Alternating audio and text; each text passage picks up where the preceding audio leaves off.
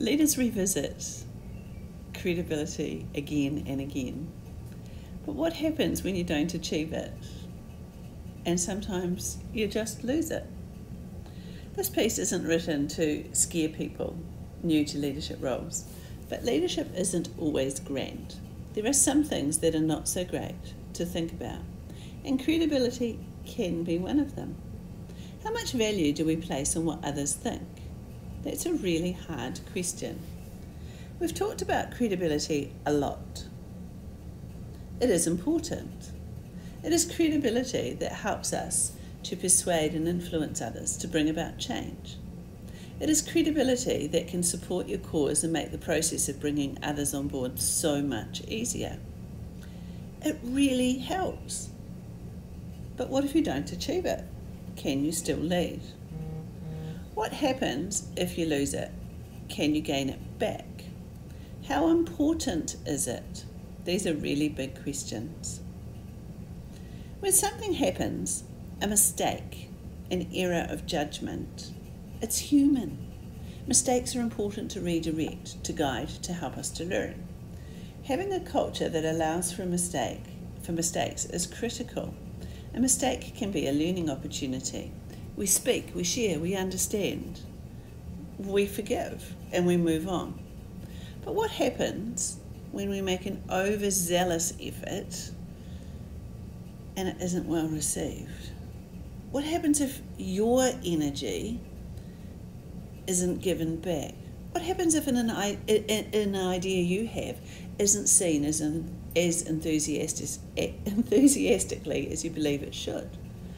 What happens when those you were trying to work with push back and rebel, or even worse, go silent? It happens. It happens when the what and the how and the why thinking are out of balance. Well, a leader would say, well, whose problem is it anyway? And how do you move forward? If we think like a leader, reflecting on our actions and what we could have done differently before we look to blaming others, and looking at the situation through an impact lens, our DISC profile talk would help here. Remember, go back to that article of Chris Argyris. He might help. I'll touch on that in a little bit. A D in this situation would say, okay, well, what don't you like? What doesn't work here? I'm sorry, let's move on. Get over it. Next effort, please. And I would firstly try and make light of it, brush it off, minimise the impact, go a little quieter, and then feel really bad because people were out of sorts with them. They would want to talk it out, but most others wouldn't want to hear it. They'll suffer until they can make amends and feel at peace again. And S would be so upset that anything like this had happened. They would retreat, go silent, and feel so awful. The cooking and the cakes would begin, and the I'm sorry would dominate. They would be reluctant to ever risk again. A C, on the other hand, would be upset that they hadn't found the error or analysed the potential negative impact before they had implemented the idea. They would revisit the scenario repeatedly and review and analyse from every angle. It won't be a situation they find themselves in again.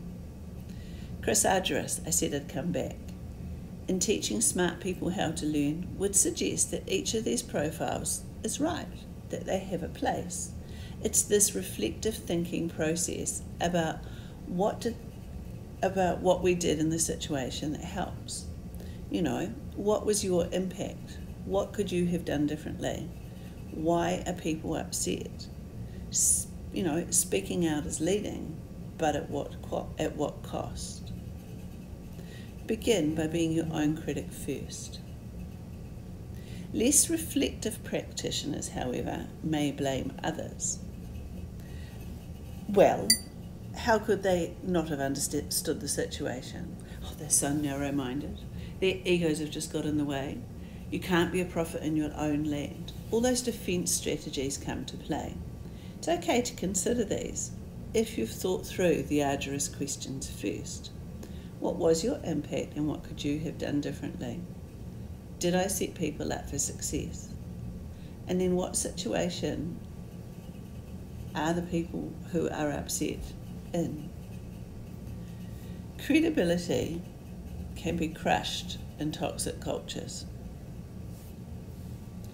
Why do some cultures punish mistakes, and why do others value risk, initiative, and resulting mistakes?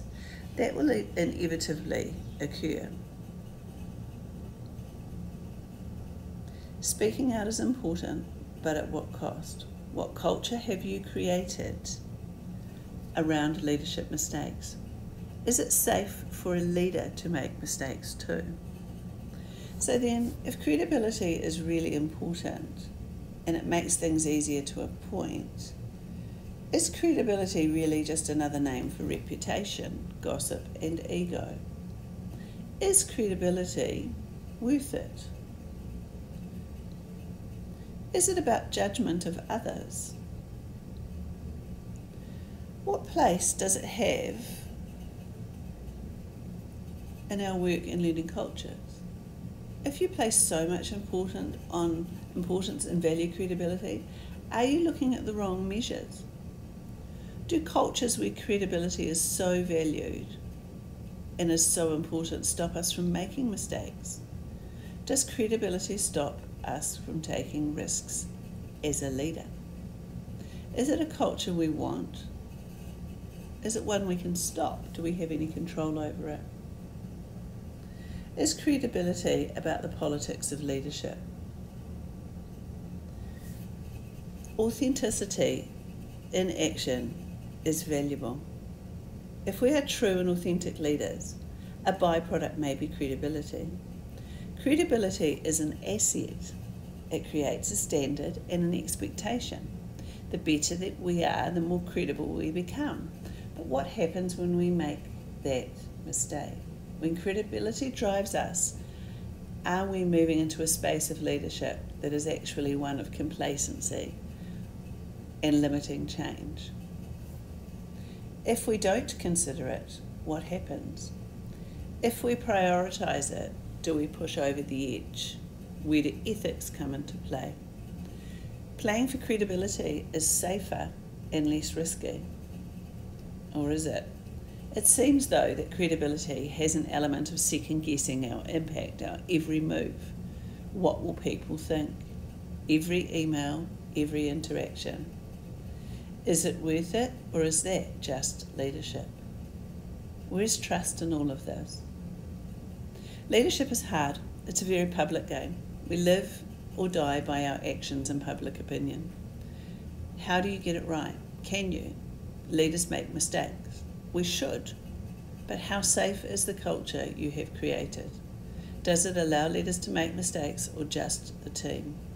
The stakes are higher in the leadership seat, it seems. Is credibility about risks? And should we calculate it? After all, the higher the seat, the greater the fall.